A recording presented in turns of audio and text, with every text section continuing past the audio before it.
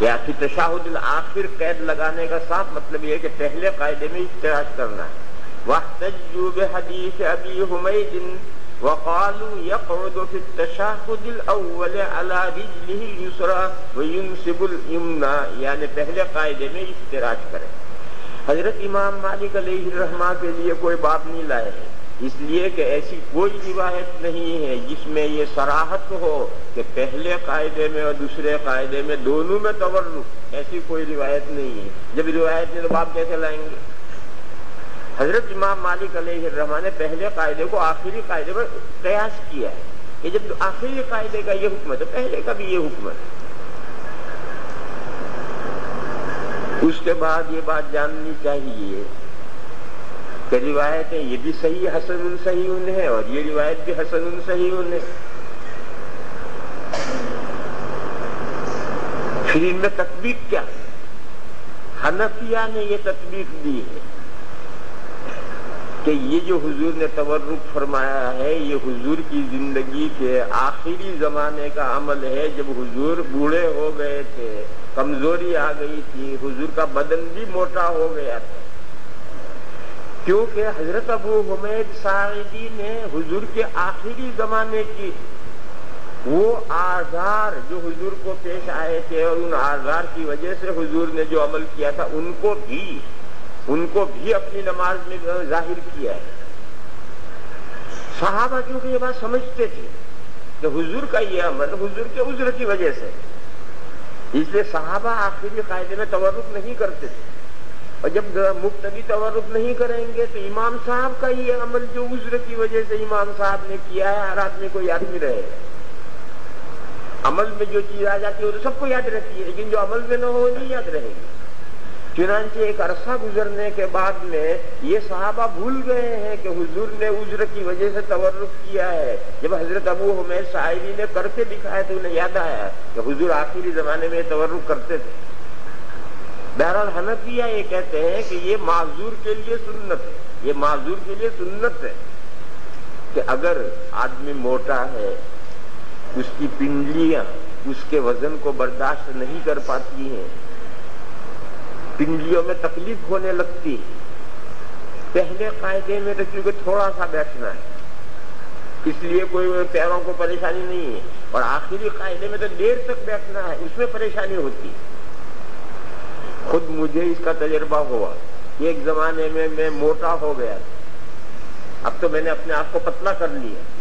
میں ایک زمانے میں موٹا ہو گیا تھا تو میرے لیے قاعدے میں بیٹھنا مشکل ہو جاتا تھا. یعنی بس ایک کب امام سلام پھیرے کب سلام پھیرے، اور سلام پھیرتے ہی پیر میں ہٹا بتائے. اور کبھی کبھی تو اتنا تکلیف ہوتی تھی کہ نماز کے بیچ میں تورک کر لیتا تھا، آدھے قاعدے کے بعد میں پھر پیر نکال دیتا، پورا قاعدہ مجھ سے بیٹھا ہی نہیں جاتا. یہ موٹے ہونے کی نحوست ہے، موٹے ہونے کی نحوست ہے. پھر میں نے اپنے آپ کو پتلا کیا تھا، یہ ٹھیک نہیں. اب بے تکلف کیا تم کو گھنٹوں بیٹھا رہو، اب کوئی تکلیف نہیں پنڈلیوں میں. اسی طریقے سے بوڑھاپے میں چاہے موٹا نہ ہو پتلا ہو پھر بھی بوڑھاپے میں یہ تکلیف ہو جاتی ہے کہ پنڈلیاں اس بوجھ کو نہیں اٹھاتی. تو ایسے احوال اگر آدمی کے ہوں تو اس وقت میں سنت وہ ہے جو حضرت ابو حمید ساعدی نے بیان کی ہے، اس سنت پر عمل کرنا چاہیے. اور حضرت وائل ابن حجر جو آئے ہیں وہ حضور کی وفات سے 2 سال پہلے آئے ہیں. یعنی جب حضور توانا تندرست تھے، آخری بڑھاپے کے آثار ظاہر نہیں ہوئے تھے، اس وقت وہ آئے ہیں. اس وقت حضور دونوں قاعدوں میں افتراج کرتے ہیں. بہرحال احناف نے ان دونوں روایات میں تطبیق یہ دی ہے، اور اس تطبیق کو سمجھو اور موقعوں پر اس تطبیق کے مطابق عمل کرو کہ تندرستی کے زمانے میں اصل سنت یہ ہے، عذر کی صورت میں سنت یہ ہے، اس طرح سے بیٹھنا چاہیے. یہ جو تطبیق دی ہے احناف نے، اس کا قرینہ کیا ہے؟ قرینہ یہ ہے کہ اگر اصل سنت تورک ہوتی تو پہلے قاعدے نے کیا گناہ کیا ہے کہ اس میں تورک نہ کیا جائے. امام مالک کہتے ہیں جب دوسرے میں تورک پہلے میں بھی کرو، جو چیز اصلی ہے وہ اصلی ہے. درحال ہے کہ دونوں چھوٹے امام متفق ہیں کہ پہلے قاعدے میں تورک نہیں کریں گے، افتراج کریں. معلوم کا اصل یہ سنت. اور دوسرا آخری قاعدہ کیونکہ لمبا ہے، اس وجہ سے حضور اپنے عذر کی وجہ سے اس میں تورک فرمایا کرتے تھے. اگر تورک اصل ہوتا تو حضور پہلے قاعدے میں بھی کرتے بلکہ بین السجدتین بھی کرتے. حالانکہ تمام ائمہ متفق ہیں کہ بین السجدتین افتراش ہو. کیوں؟ ذرا دیر بیٹھنا ہے، فوراً چلا جانا ہے، تو بین السجدتین وہ بھی ایک قاعدہ ہے، وہ بھی ایک جلسہ ہے. اگر یہ تورک ہی اصل سنت ہوتی تو بین السجدتین بھی یہی ہونا چاہیے، جلسے استراحت میں بھی یہی ہونا چاہیے، دونوں قاعدوں میں بھی یہی ہونا چاہیے. جبکہ چھوٹے دو امام خود اس بات کو مانتے ہیں کہ نہیں، صرف آخری قاعدے میں یہ تورک سنت ہے، اس کے علاوہ بین السجدتین پہلے قاعدے میں سنت نہیں ہے. معلوم اصل سنت افتراش ہے. پھر دوسری بات، وہ حضرات یہ فرق کرتے ہیں، یہ تو ہماری دلیل ہے. وہ حضرات اس کا جواب دیتے ہیں اور وہ یہ کہتے ہیں کہ پہلے قاعدے میں کیونکہ اٹھنا ہے اور اٹھنے میں سہولت افتراش میں، اور آخری قاعدے میں تو بیٹھ گئے اب اٹھنا ہی نہیں. لہذا اب اصل سنت یہ ہے. اور پہلے قاعدے میں ایک عارض کی وجہ سے افتراش کیا جاتا ہے. وہ عارض یہ ہے کہ اٹھنا ہے تیسری رکعت کے لیے، تو آدمی افتراش کیے بیٹھا ہوگا تو اس کو اٹھنے میں سہولت ہو. وہ اس کا یہ جواب دیتے ہیں. لیکن اس میں غور کرنے کی بات یہ ہے کہ اٹھنا ہے یا اٹھنا نہیں ہے، اس سے کیا فرق پڑتا ہے. اس کا اگر لحاظ کرو تو پھر وہ جو ایقاع گیا تھا وہ بین السجدتین سنت ہونا چاہیے، جیسا ابن عباس نے فرمایا تھا. کیونکہ پیر بچھا دیا، اس پر بیٹھ گئے، پھر اٹھ کر دوسرے سجدے میں گئے اور ایڑیوں پر بیٹھ کر دوسرے سجدے میں چلے گئے تو آسانی ہے. حالانکہ اس ایقاع کو منع کیا گیا. معلوم ہوا کہ اٹھنے کی سہولت یا ایک رکن سے دوسرے رکن میں منتقل ہونے کی سہولت یہ کوئی اہم نقطہ نہیں ہے. اہم نقطہ یہ ہے کہ آدمی آخری قاعدے میں چونکہ لمبا بیٹھنا ہے اور اس میں بیٹھنے میں بیمار کو، کمزور کو، موٹے آدمی کو، بوڑھے آدمی کو اس میں دشواری ہوتی ہے، لہذا اس کے لیے یہ سنت ہے. اور جو تندرست آدمی ہے اس کے لیے یہ سنت ہے.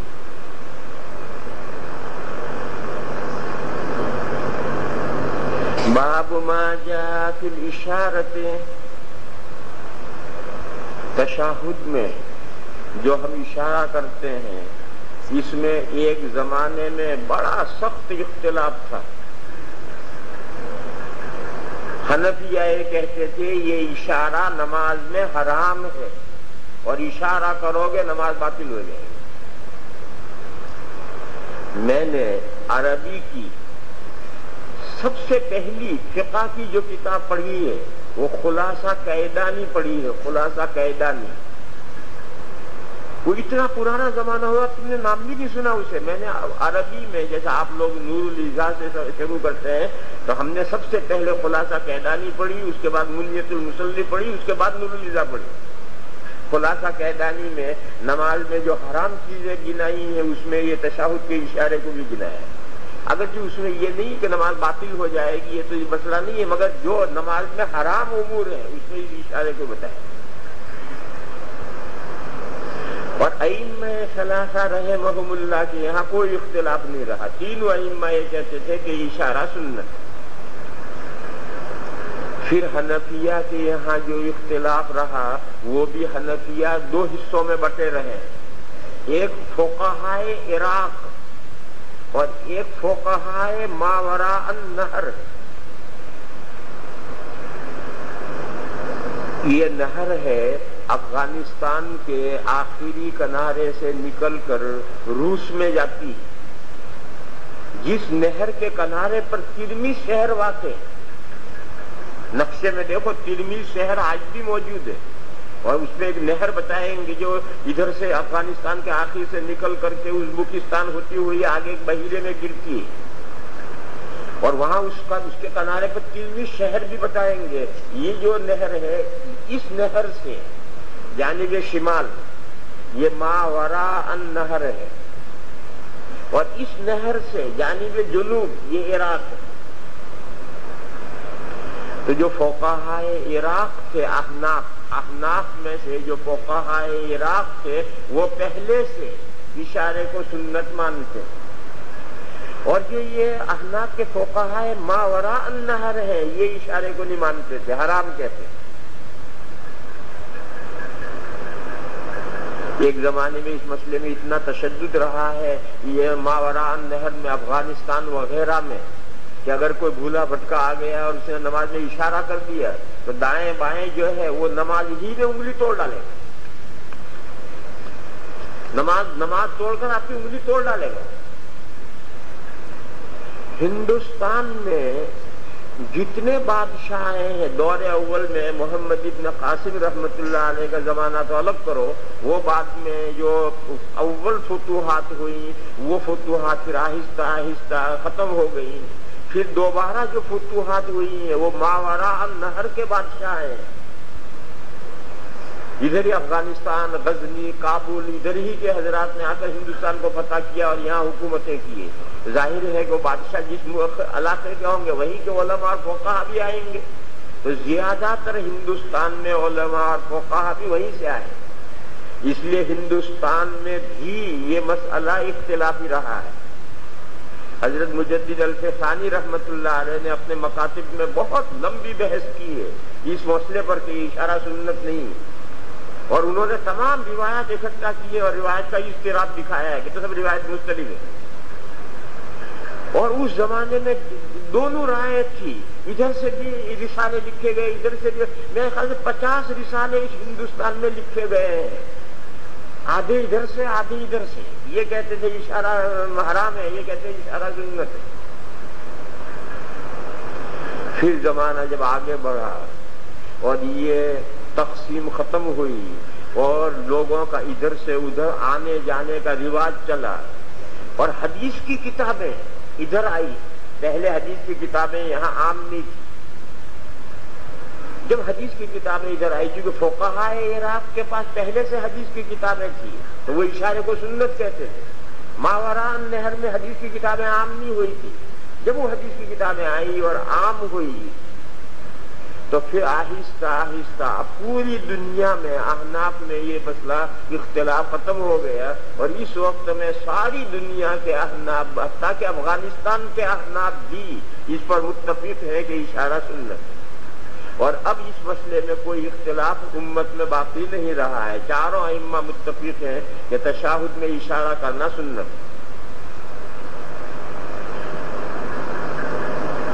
البتہ دو مسئلے ہیں جن میں تھوڑا سا اختلاف ہے، وہ یہ ہے کہ جب اشارہ کرنا ہے تو اس وقت میں مٹھی کیسے بند کریں، یہ مسئلہ روایات میں آیا ہے، اور روایات میں 3 طریقے آئے ہیں۔ دیکھو ایک طریقہ یہ ہے، یہ 2 انگلیاں بند کرو، ان کا حلقہ بناؤ اور اس انگلی سے اشارہ کرو، جو ہمارے یہاں عام طور پر رواج ہے، یہ حدیثوں میں آیا ہے۔ دوسرا طریقہ یہ ہے کہ پوری مٹھی یوں بند کرو، پوری مٹھی بند کر دو، اس سے اشارہ کرو۔ تیسرا طریقہ یہ آیا ہے کہ یہ جو شہادت کی انگلی ہے اس کی جڑ میں انگوٹھے کو یہاں رکھو اور اشارہ کرو۔ یہ 3 طریقے آئے ہیں حدیثوں میں، آپ کسی طرح سے کریں۔ پھر ایک چھوٹی سی مسئلہ ہے کہ یہ مٹھی کب بند کرنی چاہیے اور کب کھولنی چاہیے، بیکار سی بات ہے، ایسے معاملے میں توسع ہے، جب تمہارا جی چاہے بند کرو، جب جی چاہے کھولو، شروع سے بند کر کے بیٹھ جاؤ، ایسا کر لو، جب اشارے کا وقت آئے اس وقت مٹھی بند کر اشارہ کرو، ایسا کر لو، اشارہ کر کے آخر تک مٹھی باقی رکھو، ایسا رکھو، اشارہ کر کے مٹھی کھول دے، ایسا کر لو۔ ایسے مسائل میں توسع رہنا چاہیے، خواہ مخواہ کی تنگی نہیں ہونی چاہیے۔ البتہ ایک مسئلہ جو ہے وہ اختلافی ہے اور وہ منصوص نہیں، وہ مسئلہ یہ ہے کہ اشارہ کس وقت کیا جائے اور کس وقت ختم کیا جائے۔ امام مالک علیہ الرحمہ کی رائے یہ ہے کہ اشارہ جب تشہد میں بیٹھتے ہی اشارہ کرو اور تشہد کے ختم تک اشارہ رکھو۔ امام مالک علیہ الرحمہ کی رائے ہے جب آپ قاعدے میں بیٹھے تو فوراً مٹھی بند کر کے وہ یوں کر کے بیٹھے اور یوں ہی آخر تک رہے گا ان کا، امام مالک کی رائے ہے۔ بلکہ ان کی ایک رائے یہ بھی ہے کہ صرف یوں کر کے مت بیٹھو، بلکہ اس کو یوں ہلاؤ، اور پورے قاعدے میں یوں ہلاتے رہو بیٹھے بیٹھے گرگٹ۔ تو حضرت امام مالک علیہ الرحمہ کی رائے یہ ہے کہ تشہد کے شروع سے آخر تک مسلسل اشارہ رہے گا، قاعدے کے شروع سے یوں کر کے بیٹھو اور ہلاتے رہو اور آخر تک یوں ہی رکھو۔ حنفیہ اور شافعیہ کہتے ہیں کہ نہیں، اشارے کا ایک معین وقت ہے، بس اسی وقت اشارہ کرنا ہے اور ختم کر دینا ہے۔ حنفیہ کے یہاں جیسا کہ آپ حضرات جانتے ہیں، جب نفی شروع کریں گے تو اشارہ کریں گے، اور جب نفی کا تلفظ کر کے اس بات شروع کریں گے تو اشارہ ختم کر دیں۔ آپ کہیں گے اشہد ان لا الہ الا اللہ۔ حضرت امام شافعی علیہ الرحمہ فرماتے ہیں جب اس بات کیا جائے اس وقت اشہد ان لا الہ الا اللہ، الا اللہ کے ساتھ اشارہ کرو، اور جب الا اللہ پورا ہو جائے تو اشارہ تو چھوڑ دو۔ یہ مسئلہ منسوخ نہیں ہے کہ اشارہ کس وقت شروع کیا جائے کس وقت ختم کیا جائے، یہ منسوخ نہیں۔ فقہا کا نقطۂ نظر مختلف ہے کہ یہ اشارہ ہے کیوں۔ حنفیہ کا نقطۂ نظر یہ ہے کہ جب نفی کریں گے ہم اور نفی عام کریں گے، کوئی خدا نہیں، توبہ توبہ، کیوں کوئی خدا نہیں؟ یہ خدا تو ہے، لہذا ایک خدا کا استثناء کر کے کہو کوئی خدا نہیں۔ یہ دونوں باتیں کیسے قول میں جمع ہوں گی؟ قول میں جمع کرنے کی کوئی صورت نہیں، لہذا انگلی سے اشارہ کیا، استثناء کیا، لا الہ الا اللہ، یعنی ایک کو مستثنیٰ کر کے ہم لا الہ کہہ رہے ہیں، اور جب الا اللہ خود آ گیا تو اب اس اشارے کی کوئی ضرورت نہیں، بھی رکھ دو۔ حضرت امام شافعی علیہ الرحمہ کا نقطۂ نظر یہ ہے کہ یہ قول و فعل میں تطبیق ہے، جیسے کہ مکہ ماروں گا تو منہ سے تو بولا مکہ اور دکھایا بھی مکہ، تو قول و فعل میں تطبیق یہ بھی ایک بامعنی بات ہے، ویسے محمل بات نہیں، یہ بھی بامعنی بات ہے، محاوروں میں قول و فعل میں تطبیق دی جاتی ہے۔ تو حضرت امام شافعی علیہ الرحمہ کا نقطۂ نظر یہ ہے کہ جب آپ ایک خدا کا استثناء کریں تو صرف قول سے استثناء نہ کریں، اس کے موافق کریں، آپ کہیں لا الہ الا اللہ، تو یہ حضرت کا نقطۂ نظر ہے۔ اس لیے شوافع کے یہاں اس بات کے وقت میں اشارہ کیا جاتا ہے، یہ حنفیہ کا نقطۂ نظر ہے، اس لیے احناف کے یہاں نفی کے وقت کیا جاتا ہے۔ پھر جب یہ نفی یا اس بات پورے ہو گئے تو اشارہ ختم کر دینا ہے۔ فقہ کی تمام کتابوں میں یہی جملہ ہے، یشیر عند النفی ویضع، یہی لفظ فقہ کی ہر کتاب میں ہے، ویضع عند الاثبات، اور اس بات کے وقت میں انگلی رکھ دے۔ حضرت تھانوی قدس سرہ نے امداد الفتاویٰ کے ایک فتوے میں یہ لکھا ہے کہ اشارہ کر کے تھوڑا انگلی جھکا کر کے اشارہ آخر تک باقی رکھے۔ یہ امداد الفتاویٰ میں ایک فتوے میں حضرت تھانوی نے یہ لکھا ہے کہ انگلی سے اشارہ کرو، پھر انگلی جھکا کر کے آخر تک اشارہ باقی رکھو۔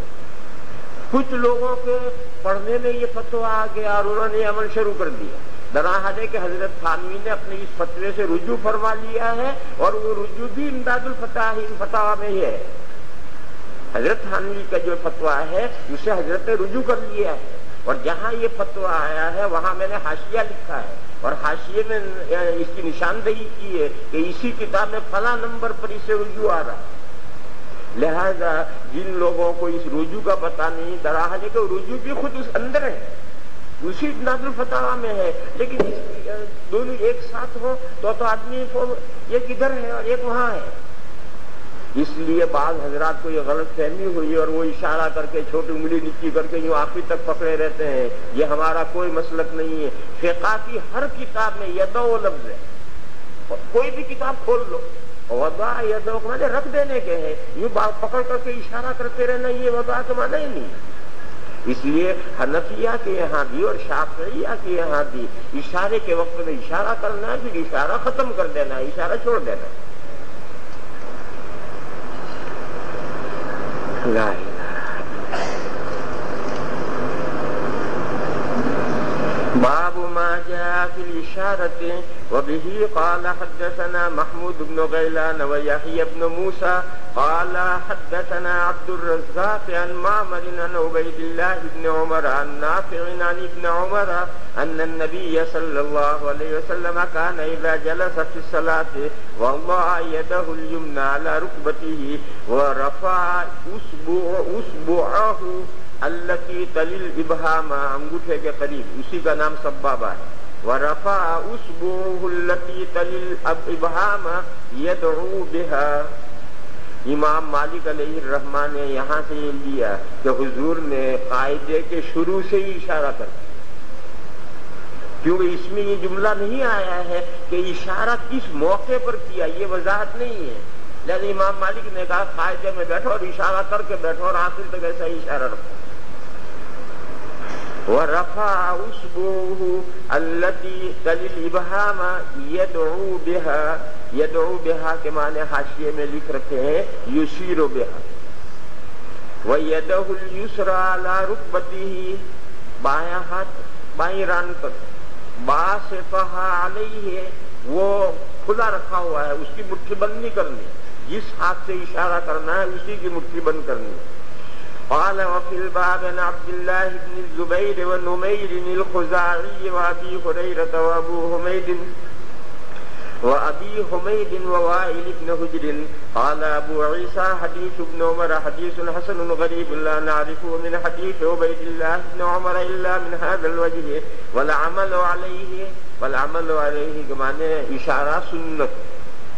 والعمل عليه عند بعض أهل العلم من أصحاب النبي صلى الله عليه وسلم والتابعين يختارون الإشارة في التشهد وهو قول أصحابنا.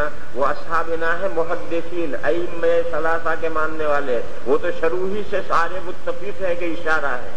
احناف میں یہاں اختلاف رہا ہے اور امام ترمذی علیہ الرحمہ اسی اختلاف سے واقف ہیں، جو خود امام ترمذی ماوراء النہر کے ہیں. باب ما جاء فی التسلیم فی الصلاۃ.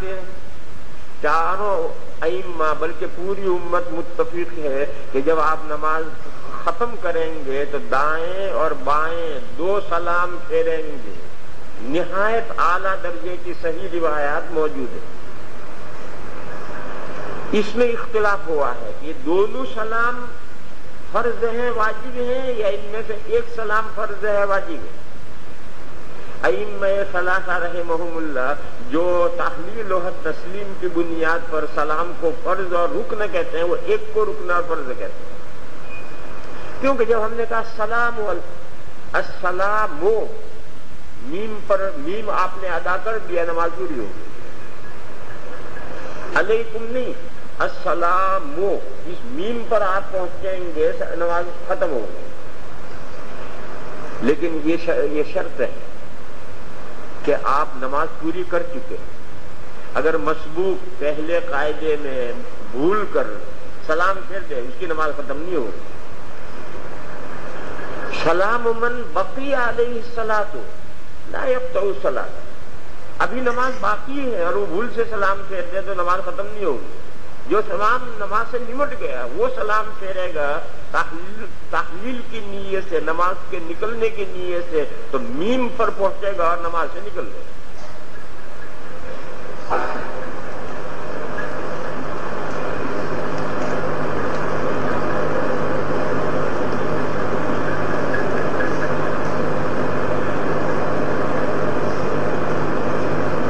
جب نماز ختم ہو گئی تو اب دوسرے سلام کو فرض کیسے کہو گے؟ نماز تو ختم ہو گئی، وہ کائے کا فرض ہے؟ اس لیے ائمہ ثلاثہ متفق ہیں کہ ایک ہی سلام فرض ہے نماز میں، دو فرض نہیں، دوسرا سنت.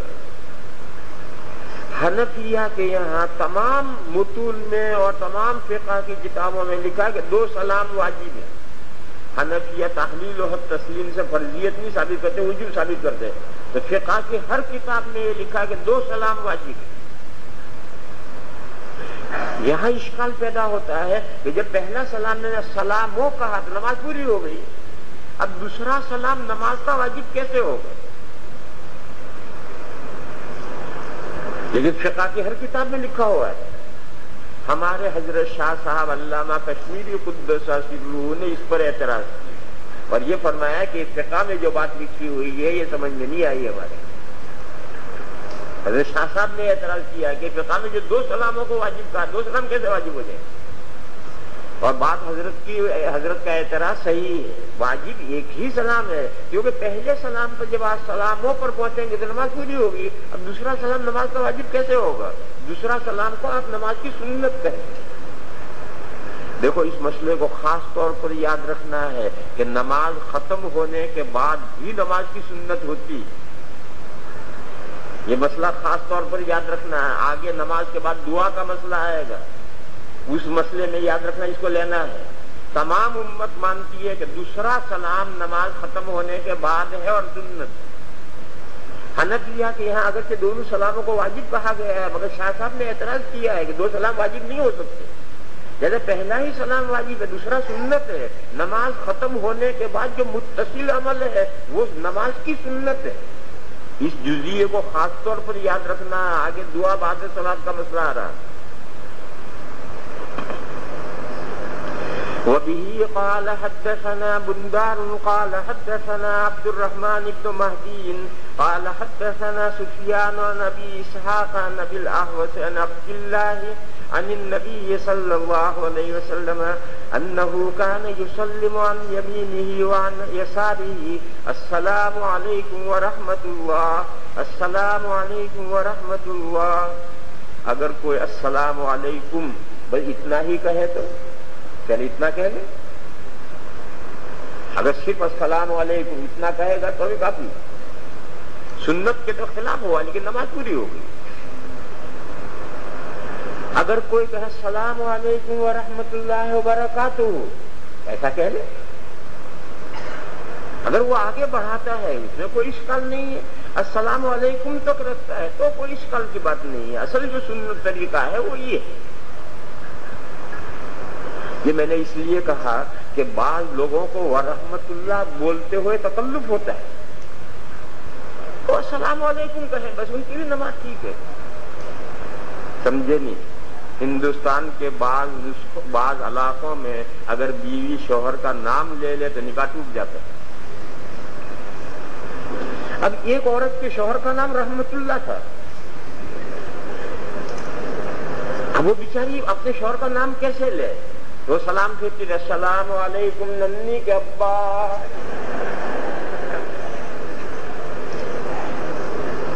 لا الہ الا اللہ. وفی الباب انسان آواز ساتھ نہیں رہی، گلا خراب ہو رہا، پڑھنا مشکل ہے. پڑھ بھی دیکھ تو کیسا پڑھتا ہے، پڑھ دیکھیں. وفی الباب انسان جتنا بھی وقاص بھی کیا ہوا، اس مسئلے میں بھی اختلاف تھا مگر اب پوری دنیا میں کوئی اختلاف نہیں ہے. اس مسئلے میں مالکیہ کا اختلاف تھا، اس مسئلے میں مالکیہ کا اختلاف تھا، وہ اگلے باب میں آ رہا ہے. مگر اب پوری دنیا میں کوئی اختلاف نہیں ہے. مالکیہ بھی 2 ہی سلام پھیرتے. باب منہ ایضا اسی سلسلے کا ایک باب ہے. وبه قال حدثنا محمد